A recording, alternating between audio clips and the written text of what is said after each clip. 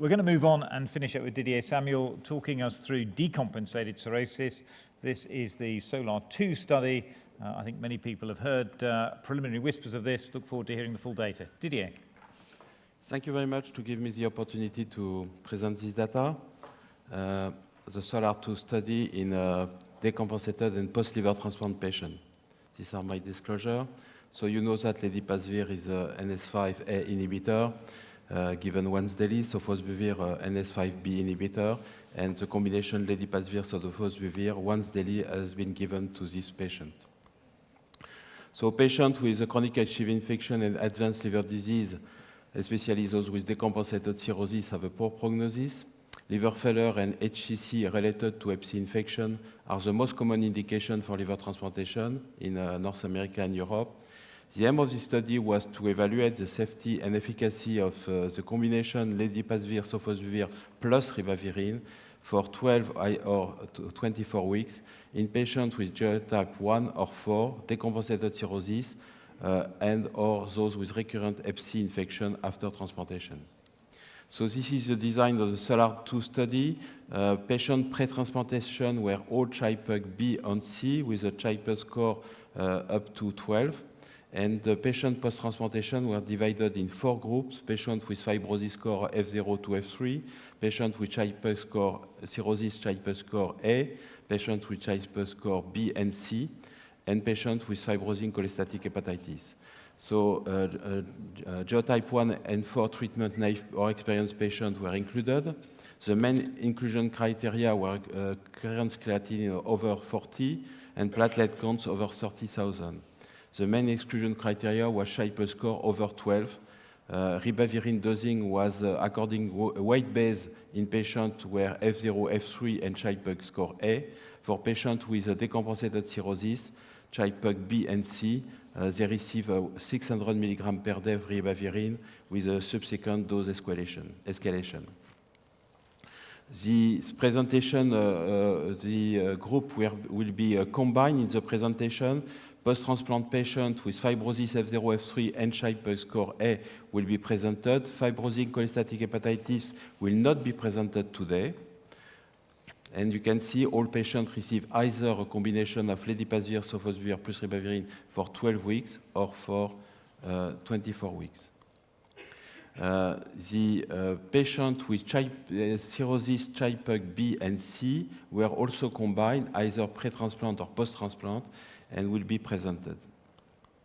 So we will present a patient with post-transplant fibrosis F0, F3, and CHI-PUG score A, and patient pre- and post-transplantation with cirrhosis, decompensated cirrhosis, CHI-PUG B and C.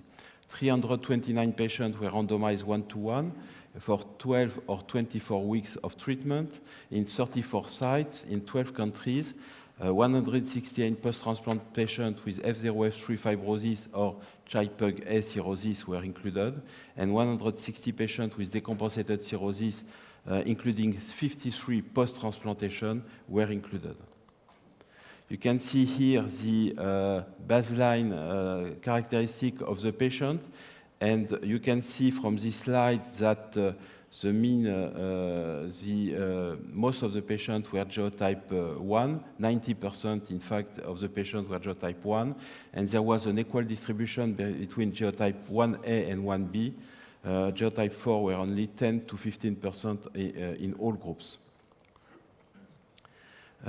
Here is representing the MELD score. So you can see that in the right column on the pre- and post-transplant patient with a CHI-PUG score B and C, you can see that 28% and 23% of the patients have a MELD score over 15.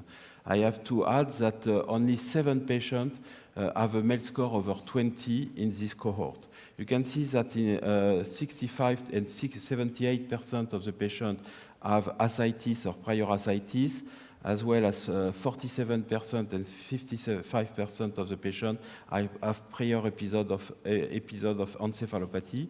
As you can see the median bilirubin of patients with a CHI-PUG score B and C. You can see also the median albumin was 28 grams in both group pre and post-transplantation. The median platelet count was 77,000, as you can see. The main results are presented on this slide. You can see here the SVR12 of the patient. So first of all, after transplantation, you can see that the SVR in patients who were F0, F3 and Child score A was excellent, 95 and 98%. There was no difference between 12 and 24 weeks of treatment. In patients with decompensated cirrhosis before or after transplantation, response rate was equivalent between the 12 and 24 weeks, 85 and 88% of the patient, with a slightly lower response rate than in Child-Pugh A patients. If we look at according to genotype 1 and 4, on the left you have genotype 1, so you can see that in genotype 1 the response rate, the SVR12 was 96 and 98%, while in Child-Pugh score B and C, 88 and 89%. And if we look at the cause of failure, there were in the Child-Pugh score B 4 relapse and 4 deaths, and Child-Pugh score B and C 2 relapse and 4 deaths. In contrast, genotype 4 is difficult to analyze. The results are excellent in the patient F0, F3 and Child-Pugh score A, but the group are very small, and particularly if you look at the Child-Pugh score B and C, we have only 7 patients per group, but we can observe that the relapse rate was 4 out of 7 patients. We will see the results of the genotype 1 pre- and post-transplantation, so in Child-Pugh score B and C patients. So in Child-Pugh score prior to transplantation on the left, in the patient who were Child-Pugh score B, the SVR was 87 and 96%. In the Child-Pugh score C, the SVR was 85 and 72%, and you can see that among the cause of failure, there were 5 deaths in the group of Child-Pugh C prior to transplantation. After transplantation, we see excellent results in patients genotype 1 who are Child-Pugh score B, as you can see, with a 95 and 100% response rate. In contrast, results are, the group are much more smaller, but we can see much lower results in terms of response rate in the Child-Pugh score C after transplantation. And this is in accordance with the previous results of other teams, suggesting that this patient should be treated before this stage. Here are represented the change from baseline to follow up on the MELD score. In blue, you can see the decline in the MELD score in most of the patients.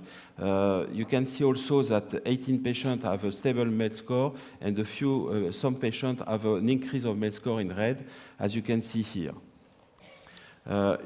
Also, if we look at the evolution of the Child-Pugh score, 35% of the patients who were Child-Pugh score B at baseline became Child-Pugh score A week 4 after the end of the treatment. And among the patients who were Child-Pugh score C, at week 4 after the end of the treatment, 48% became Child-Pugh score B and 5% became Child-Pugh A. The other remain Child-Pugh C. This is a safety summary which shows that the severe adverse events were rather low, and you can see that the serious adverse events were 14%, 28% in the Child-Pugh score C, 24 weeks. You can see also that the deaths were represented here, and there were 3 deaths in the Child-Pugh score A post-transplantation, and you can see that there were 9 deaths in the patients who were Child-Pugh score B and C, and these deaths were not related to the treatment.